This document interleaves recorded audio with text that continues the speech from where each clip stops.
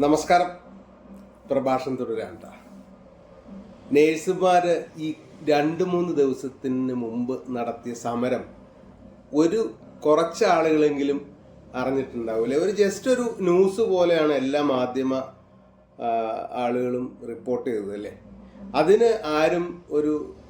അതിന് വേണ്ടി ഒരു പ്രാധാന്യം ആരും തന്നെ കൊടുത്തിട്ടില്ല. കാരണം എന്തുകൊണ്ടാ? മാലാഖ എന്ന് വിളിക്കുന്ന ഒരു സുഖമുള്ള ഒരു പേര് അല്ലേ. ഒരു മാലാഖ എന്താവണം, ആരാവണം, അല്ലെങ്കിൽ അവരുടെ രീതികൾ എന്താവണം എന്നൊക്കെ നമുക്കറിയാം.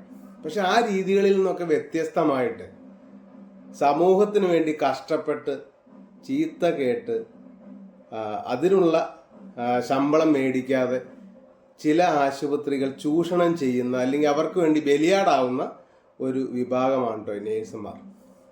അതായത് മാലാഖ എന്ന് വിളിക്കുന്ന ആളുകൾ 2 മണിക്ക് തീരേണ്ട ഷിഫ്റ്റ് തീർന്ന് 5 മണിക്ക് ഉച്ചക്കത്തെ ഫുഡ് കഴിക്കുന്ന മാലാഖമാർ.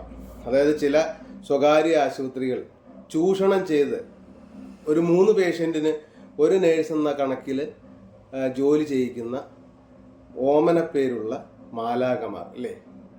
സർക്കാർ ഹോസ്പിറ്റലുകളെക്കാൾ വളരെ അതായത് കഷ്ടപ്പെടുത്തി തന്നെ, അത് ഇന്ത്യയിലാണെങ്കിലും അത് കേരളത്തിലായാലും പുറത്തായാലും എല്ലാം, അതുപോലെ തന്നെ അതിനാവശ്യമായ വേതനം കൊടുക്കാതെ കാലാകാലങ്ങളിൽ വേതനം ക്രമീകരിക്കാതെയുള്ള കുറേ മാലാഖമാർ അല്ലേ. അന്തിച്ചർച്ചകളിൽ സ്വർണം കട്ടതും അല്ലെങ്കിൽ പെടലി ഉളുക്കി ആശുപത്രിയിലായതും ഉള്ള കോമഡി പരമായിട്ടുള്ള കാര്യങ്ങൾ ചർച്ച ചെയ്യുമ്പോൾ ഇതിനെക്കുറിച്ച് ഒരു മാധ്യമങ്ങളും മിണ്ടാതെ പോയത് വളരെ വളരെ വളരെ ഖേദമുള്ള ഒരു കാര്യമാണ് കേട്ടോ. കാരണം നിങ്ങളൊക്കെ അന്തിച്ചർച്ചകൾ വിളിക്കുമ്പോൾ ഇത്രയും നാൾ ഞാൻ കണ്ടിട്ടില്ല ആരെങ്കിലും ഒരു നേഴ്സിനെയൊക്കെ വിളിച്ചിട്ട്, അല്ലെങ്കിൽ ഏതെങ്കിലും അതിൻ്റെ പ്രതിനിധിയെ വിളിച്ചിട്ട് ചർച്ചകളൊക്കെ ചെയ്തിരുന്നെങ്കിൽ, അല്ലെങ്കിൽ അതൊരു ഇടയ്ക്കിടയ്ക്കെങ്കിലും ചെയ്തിരുന്നെങ്കിൽ ഈ മാലാഖമാരെ കുറിച്ച് സർക്കാരിനും ജനങ്ങൾക്കും ഒരു ബോധ്യമായേനെ കേട്ടോ. അതുപോലെ തന്നെ ഈ പ്രസ്ഥാനം നയിക്കുന്ന UNAയുടെ മിസ്റ്റർ ജാസ്മിൻ ഷായ്ക്ക് 1000 ആശംസകളും.